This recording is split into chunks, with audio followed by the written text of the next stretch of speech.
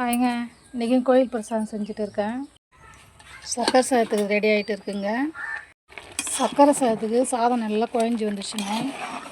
இது எங்கள் கொல்லை நெல் அரிசி, நல்லா வாசமாக இருக்கும். சக்கரை சாதம் செஞ்சால் வச்சரிசி இது.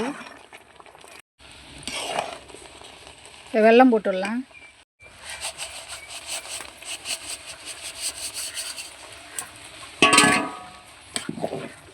நல்லா கிண்டிக்கலாம். சூப்பராக சக்கரை சாதம் ரெடி ஆகிடுச்சிங்க.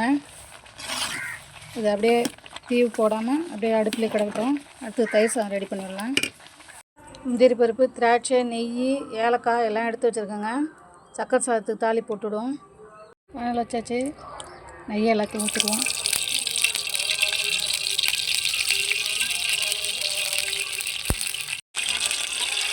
எல்லாத்தையும் போட்டுவிடுவோங்க.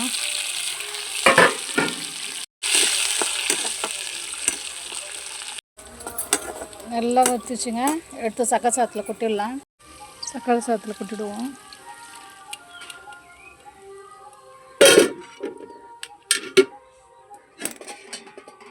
அடுத்து ஏலக்காய் தூளும் போட்டுக்குவோம். நல்லா கிண்டிக்கலாங்க. சூப்பராக ரெடி ஆகிடுச்சுங்க சக்கரை சாதம். நல்லா கிண்டிக்குவோம். அடுத்தது பார்த்திங்கன்னா தயிர் சாதத்துக்கு நல்லா குழஞ்சி வந்துச்சுங்க. இது பசுமாட்டு பால் வீட்டிலே காய்ச்சி உர ஊற்றி எடுத்து வச்சுருக்கிறேன். அதை எடுத்து இது கூட ஊற்றி கிண்டிடலாம். இது ஏன் நான் ஃபஸ்ட்டே ஊற்றுறேன்னா, தாளிப்பு போட்டாலே அப்படியே நிறமே மாறிடும். அதனால் ஃபஸ்ட்டு உப்பு போட்டுட்டேன். தயிரை ஊற்றி இந்தமாதிரி கிண்டிட்டு அதன் பிறகு தாளிப்பு போட்டுடலாம். சூப்பராக கிண்டியாச்சுங்க.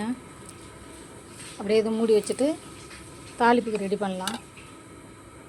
தயிர் சாதத்துக்கு வெங்காயம், பச்சை மிளகாய், இஞ்சி எல்லாம் நல்லா வதக்கியாச்சுங்க. தயிர் சாதத்துக்கு எடுத்து கொட்டிடுவோம். கருவேப்பிலை, கொத்தமல்லி எல்லாம் பச்சாவே போட்டுக்கலாம். போட்டு எல்லாத்தையும் நல்லா கிண்டிக்கலாம். சுண்டலுக்கு 7 கிலோ கடலை எடுத்து ஊற வச்சுருக்கேன். இதையும் சுண்டல் பண்ணி கோயில் பிரசாதம் செய்ய போகிறோம். வாங்க. எந்த சாமிக்குன்னு பார்த்தீங்கன்னா காமண்டிக்குங்க. எங்கள் ஊர் முக்கூட்டில் இருப்பாங்க. ரொம்ப சந்தோஷமாக இருக்கும்.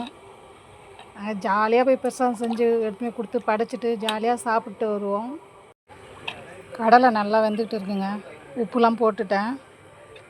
நல்லா வேக விட்டுருவோம் கடலையை. நல்லா வெந்துச்சுங்க. எடுத்து வடிகட்டி இதையும் தாளிப்பு போட்டுடலாம்.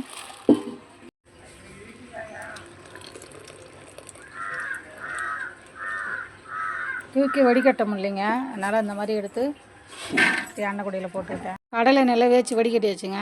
காரத்தூள் போட்டு எண்ணெயில் போட்டு நல்லா இது பண்ணிட்டுதான். கருவேப்பிலை, கொத்தமல்லாம் போட்டாச்சு. எல்லாம் போட்டு நல்லா மிக்ஸ் பண்ணி போக வேண்டியதான்.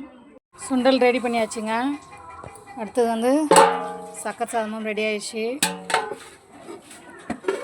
அடுத்து தயிர் சாதமும் ரெடி ஆயிடுச்சு. மாவிளக்கும் போட்டுட்டேன். போய் சாமி தரிசனம் பார்த்துட்டு நல்லபடியாக படைச்சிட்டு வர வேண்டியதான்.